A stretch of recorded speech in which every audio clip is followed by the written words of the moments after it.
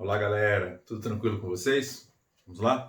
Hoje nós vamos começar um assunto novo, que é um pedaço, uma parte da elétrica, da eletricidade, que nós chamamos de eletrostática, tá? Então a ideia da eletrostática é nós trabalharmos uma estática, uma situação de equilíbrio, uma situação de repouso para cargas elétricas e analisarmos a partir daí conceitos básicos para depois nós trabalharmos com mais tranquilidade a parte da eletrodinâmica, ok? Então nós vamos começar fazendo aqui um exemplo, né, mostrando um exemplo muito simples de um fenômeno natural, às vezes até corriqueiro para você. Então presta atenção no seguinte. Eu tenho aqui nas minhas mãos um rolo com saquinhos, tá? Vou desenrolar esses saquinhos e à medida que eu desenrole, eu vou gerar um certo atrito com o plástico e à medida que eu desenrolo esse plástico, coloco esse plástico aqui, ó, ele gruda no quadro, certo? Esse fenômeno é um fenômeno que está acontecendo, então vamos chamá-lo de um fenômeno natural. Esse tipo de fenômeno, ele pode ser compreendido a partir do momento que você começa a entender a ideia de forças. No caso aqui, de uma força diferenciada, uma força que existe. Você acabou de ver, tá? Outro exemplo, vamos lá. Eu tenho aqui um pedaço, né, de um ímã, ou simplesmente um ímã mesmo. Quando eu pego outro ímã idêntico, eu vou colocar um lado a lado, eu vejo que eles grudam um no outro. Se eu virar uma dessas duas peças, eles não grudam mais, eles se repelem. Então você pode estar pensando assim, você está fazendo aí um jogo com as suas mãos, eles não estão se repelindo. Vamos ver isso na prática. Vamos lá. Eu vou colocar aqui, para ficar mais fácil, vou criar um eixo, tá? Eu vou colocar esse ímã aqui, ó. Tudo bem? Quando eu solto esse ímã, ele é puxado pelo planeta Terra, então nós já conhecemos essa força, que é a força peso. Quando eu coloco esse ímã aqui, ó, e solto, olha ele aqui, ó. Vou pegar, vou colocar e vou soltar. Essas duas faces aqui estão se repelindo. Então, esse corpo é puxado para baixo pelo seu peso, esse aqui está sendo puxado para baixo pelo seu peso, eu solto ele, você vê até um certo movimento dele aqui, e ele está sendo repelido, ó. Eu empurro, solto, ele volta. Ok? Essa é uma força que existe entre esses dois corpos. É uma força que existe na natureza. Então é sobre isso que nós vamos começar a falar hoje. Então nós temos algumas forças que existem na natureza, como por exemplo a força peso. Então quando você pega o planeta Terra e solta um objeto nas proximidades da Terra, esse objeto é puxado em direção ao centro do planeta por uma força que nós chamamos de força peso, que na verdade é uma força gravitacional, que foi trabalhada matematicamente em termos de módulo quando Newton começa a observar isso daí usando uma certa balança chamada balança de torção, proposta por Cavendish, ele monta uma relação matemática para isso. Isso aqui é vamos chamar de um tipo de força que existe na natureza. Então, junto a ela, nós podemos também perceber que existe aquela entre os ímãs, que nós vamos chamar de magnética, e agora nós vamos trabalhar com as forças eletrostáticas. Legal? Então, esse é o primeiro passo que nós vamos desenvolver. Tá bom? Então, o que aconteceu com aquele plástico na hora que eu desenrolei o plástico do rolinho? Por que ele passou a ser atraído pelo quadro? Essa é a ideia inicial que nós vamos começar a trabalhar. Tudo bem? Então vamos desenvolver esse bate-papo inicial. Primeiro, trabalhando a noção do que é um corpo neutro. Legal? E quando eu falar agora de um corpo neutro, eu estou falando de um corpo eletricamente neutro.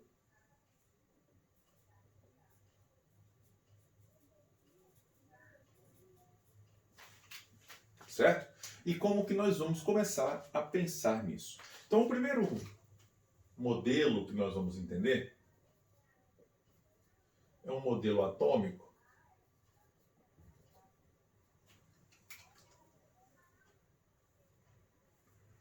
onde nós vamos ter no nosso núcleo prótons e nêutrons, e orbitando esse núcleo nós temos os elétrons. Então nós vamos ter os elétrons, aqui os prótons e os nêutrons.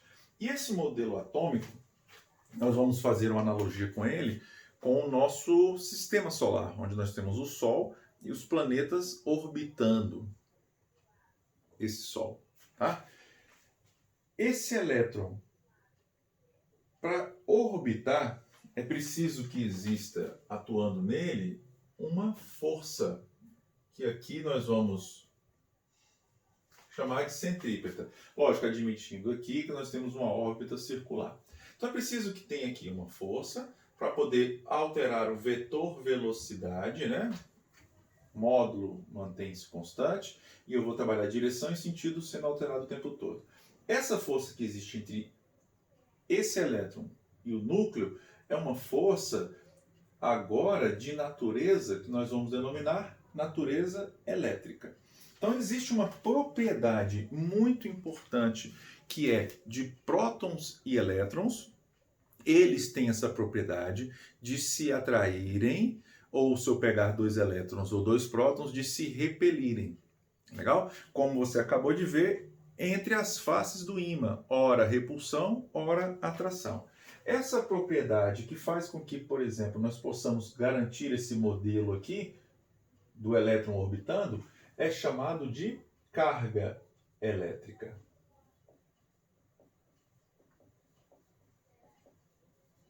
Então, quem tem carga elétrica?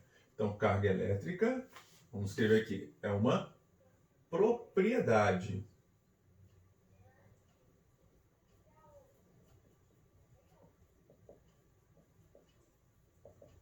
Inerente, própria de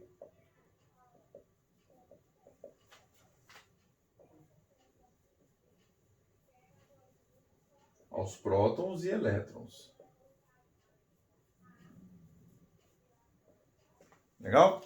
Então, nesse nosso modelo inicial, prótons e elétrons têm uma propriedade de manter entre eles uma força, ora de atração, ora de repulsão, quando eu fizer combinações entre essas peças. Legal? Quem não tem essa propriedade nesse nosso universo aqui de átomo de modelo atômico? O nêutron. Tudo bem? O próton e o elétron funcionam como se fossem aqueles 2 lados do ímã, que ora se atraem, ora se repelem. Por convenção, o próton vai assumir uma carga elétrica positiva e o elétron vai assumir uma carga elétrica negativa. Ok? Essas 2 cargas, elas têm um valor, têm uma magnitude. Essas 2 cargas elétricas, o valor delas está associado a uma nomenclatura que é chamada de carga elétrica elementar. O que é a carga elétrica elementar? É a carga elétrica de um próton e de um elétron. Ezinho de elementar. Ela vale mais ou menos 1,6 vezes 10 a menos 19 e a unidade é o Coulomb. Mais ou menos não é aproximadamente, mais ou menos é mais a carga do próton e menos a carga do elétron. Ou seja, em magnitude, prótons e elétrons têm o mesmo poder elétrico. Eles têm um poder deles, próprio deles, e eles são igualitários em valor.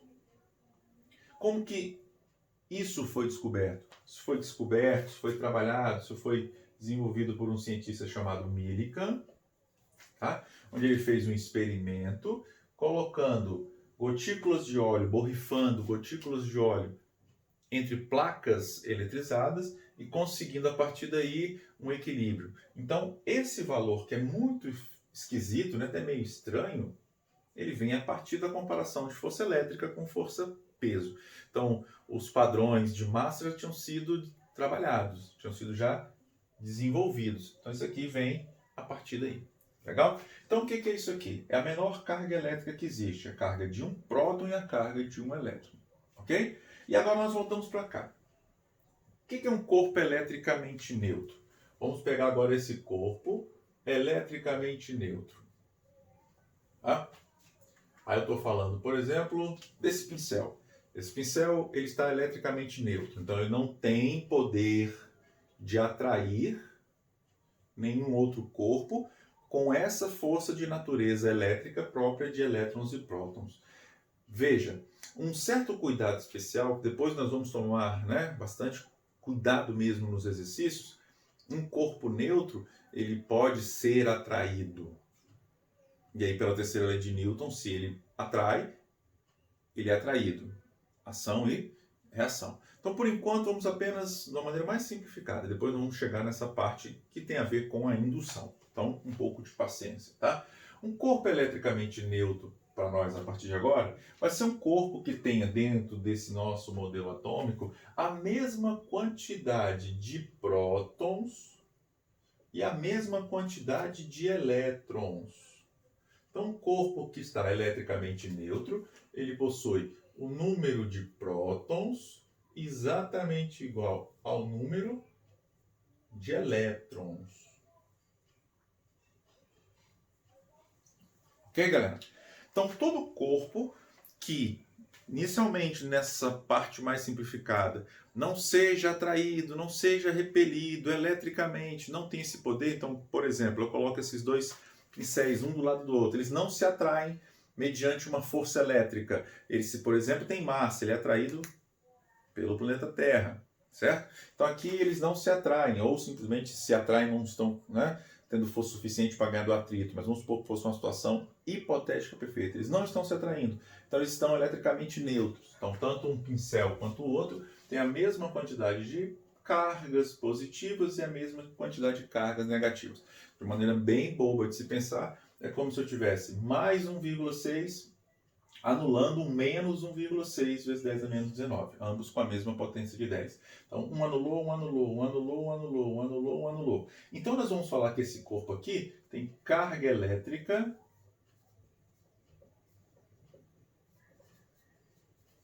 nula. Legal? E o que é esse corpo ter uma carga elétrica nula? É ele ter um Qzão a partir de agora. Nós vamos simbolizar a carga elétrica pela letra Q, normalmente Q maiúsculo, eventualmente Q minúsculo, sem problema nenhum, Q igual a zero. Legal? Então esse corpo aqui tem carga elétrica nula. Se esse corpo passar a adquirir carga, o que eu vou ter que fazer? Criar uma diferença entre cargas positivas e cargas negativas. Então o que é um corpo eletrizado? É um corpo o quê? Dotado de carga elétrica. Certo? Ou seja, ele tem carga elétrica, ele passa a ter poder elétrico. Que vai ser usado no manuseio dos exercícios. Então, um corpo que tem carga diferente de zero. Legal? E como que eu tiro o corpo do seu estado neutro e passo o corpo para o seu estado eletrizado? Transformo o corpo neutro no corpo eletrizado. Eu vou usar o que nós chamamos de processos de eletrização. Ok? Tranquilo?